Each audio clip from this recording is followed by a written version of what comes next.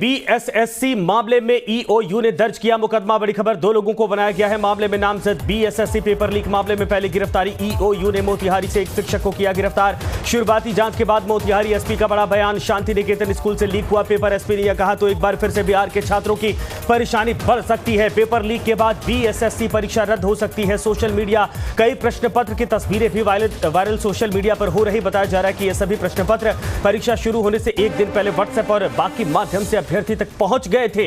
इस मामले में भी शिक्षा मंत्री ने जांच के आदेश दिए। यह बड़ी खबर इस वक्त आ रही है, लेकिन सबसे बड़ा सवाल, गंभीर सवाल कि अभी आपने इसके पहले भी कई पेपर ऐसे थे जिनको लेकर लीक की खबरें सुनी थी और तमाम जो अभ्यर्थी अभी भी सड़कों पर भटक रहे। इसी बीच अब खबर आ रही है कि बीएसएससी पेपर भी लीक हो चुका है। यह बड़ी खबर इस वक्त आ रही है। आपको बता दें कि बीएसएससी तृतीय स्नातक की परीक्षा का आज आयोजन, और ऐसे में बताया जा रहा है कि जैसे ही ये तमाम जो कैंडिडेट आज एग्जाम सेंटर पहुंचे, पेपर देने बैठे, उसी दौरान पता चला कि पेपर लीक हो चुका है। तो हमारे साथ इस वक्त तारकिशोर प्रसाद जी जुड़ गए हैं, पूर्व डिप्टी सीएम। तारकिशोर जी, आपका स्वागत है। सर, सवाल यह है कि बिहार के बच्चों का भविष्य कहां जा रहा, चाहे वो इसके पहले अपने बीपीएससी का पेपर लीक वाला मसला तब था, और अब ये सवाल, बच्चे आज सड़कों पर हैं और वो कह रहे हैं कि बताइए 8 साल हमारा बर्बाद हो चुका, 8 साल बाद ये पेपर हुआ। सवाल यही है कि बिहार का भविष्य कहां है? पेपर लीक होते जा रहे हैं, उनको रोकने के लिए कोई व्यवस्था ही नहीं है अभी।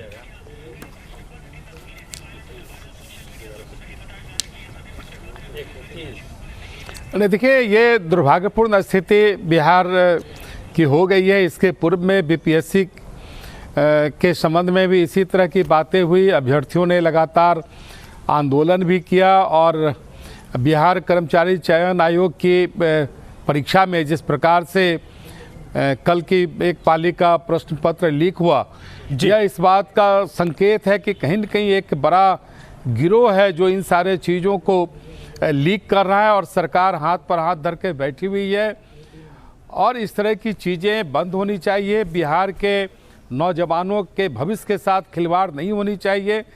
इस तरह के आयोगों की जो एक ईमानदारी और पारदर्शिता होती है, वो कहीं न कहीं दरक गई है और इससे राज्य की एक बड़ी बदनामी हो रही है। और पता नहीं, सरकार हाथ पर हाथ धर के बैठी हुई है। और मैं तो इसकी निंदा भी करता हूं कि बिहार के नौजवानों के भविष्य के साथ खिलवाड़ होना बंद हो। और ये महागठबंधन की सरकार इन चीज़ों को रोकने में लगातार असफल हो रही है। एक और बिहार के नौजवानों को, बेरोजगार नौजवानों को नौकरी देने की बात करती है, और जब नौकरी की परीक्षा होती है तो पेपर लीक हो जाता है जी। आखिर किस तरह की ये दोहरी बातें हो रही है बिहार में, यह बिल्कुल समझ से परे है। नहीं सर, लेकिन आप तो पूर्व डिप्टी सीएम रह चुके हैं, चीजों को समझते हैं, जमीन पर भी आपको पता होगा कि क्या क्या नेक्सस कैसे कैसे काम किया जाता है, उसको तोड़ने का तरीका क्या है। मैं तो यही पूछ रहा कि ये बच्चे जब सड़कों पर भटकने को मजबूर हो गए हैं, सिस्टम में कहां पर ऐसी सड़ांध है या फिर घून लगा है? देखिए, इसमें तो सरकार को सख्ती बरतनी होगी जी। जी देखिए, इस तरह की परीक्षाओं को कंडक्ट करने के लिए बिल्कुल एक अलग से पैरेलल सिस्टम को विकसित करना पड़ेगा। और यत्र तत्र परीक्षाओं को कंडक्ट करने का जो यह दुष्परिणाम है, यह इसका भुक्तभोगी बिहार के बेरोजगार नौजवान हो रहे हैं। और इस तरह की परीक्षाओं को कंडक्ट करने के लिए अलग से एग्जामिनेशन हॉल, अलग से सारे सिस्टम को डेवलप करना पड़ेगा, तभी इस पर ट्रांसपेरेंसी आ सकती है। कहीं न कहीं मुझे लगता है कि इस तरह के जो तत्व हैं उनको वरद हस्त मिला हुआ है। और इस तरह के जो हाथ हैं जो कहीं न कहीं उन्हें संरक्षण दे रहे हैं, उन हाथों को समझने की आवश्यकता है। और बिहार के जो प्रतिभावान छात्र हैं, जो कहीं न कहीं अपने राज्य से लेकर पूरे देश में विदेश में भी अपने प्रतिभा का लोहा मनवा रहे हैं जी, बिल्कुल। और उनके अपने गृह राज्य में इस तरह की घटना हो, इससे बढ़ के दुर्भाग्यपूर्ण स्थिति बिहार के नौजवानों के लिए और बिहार के लिए नहीं हो सकती। यह हम सबों के लिए एक शर्मिंदगी की बात है। सर, ये बच्चे बड़े हतोत्साहित हो रहे हैं, चूंकि विभाग का मसला है, सरकार की जिम्मेदारी बनती है, आप लोग विपक्ष में हैं तो लोग आपसे भी उम्मीद करते हैं, ये बच्चे आपसे उम्मीद करें कि आप लोग दबाव बनाएंगे ताकि दोबारा फ्यूचर में इस तरीके की जो है कि खामियां या इस तरीके से पेपर लीक ना हो। क्योंकि सही बात 2014 में पेपर आया, उसके बाद 8 साल हो गए थे सर। 8 साल में सोचिए तैयारी जिस लेवल पर थी, आप लोग क्या करेंगे, क्या आश्वासन बच्चों को देते हैं?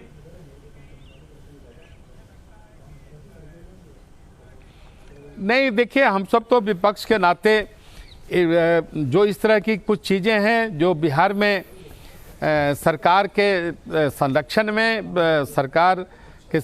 में हो रही है, तो उन सारी चीज़ों पर हम सब निश्चित तौर पर विपक्ष की भूमिका को सुनिश्चित कर भी रहे हैं। आपने देखा होगा कि जहरीली शराब कांड में किस प्रकार से विपक्ष के दायित्व का निर्वहन हम सबों ने सदन से लेकर सड़क तक किया है। और इस तरह की जो और भी घटनाएं होंगी तो विपक्ष चुप नहीं बैठेगा। हम कोई सामान्य विपक्ष नहीं है। भारतीय जनता पार्टी जब विपक्ष की भी भूमिका में रहेगी तो अपने दायित्वों का बेहतर निर्वहन करती है और जब सत्ता में रहते हैं तब भी अपने दायित्वों का बेहतर निर्वहन करते हैं। हम लोग इन सारी चीज़ों को रखेंगे। सर, आप लोग कोई सरकार को टाइम बाउंड कर रहे हैं, कितने दिन के भीतर जो अपराधी उनको पकड़ा जाए, न्याय किया जाए बच्चों के साथ? नहीं, निश्चित तौर पर देखिए, इसमें टाइम बाउंड की तो कोई आवश्यकता ही नहीं है। इस प्रकार की घटनाओं पर त्वरित कार्रवाई होनी चाहिए, तुरंत उसकी गिरफ्तारी होनी चाहिए। संभवतः मोतिहारी में इस संबंध में कोई कार्रवाई भी हुई है, लेकिन मात्र इस कार्रवाई से इस तरह की चीज़ें नहीं रुकेगी। पूरे तौर पर जो परीक्षा लेने के तरीके हैं उसकी समीक्षा की आवश्यकता है। जिन तत्वों को इसमें लगाया जाता है उसकी जांच की आवश्यकता है।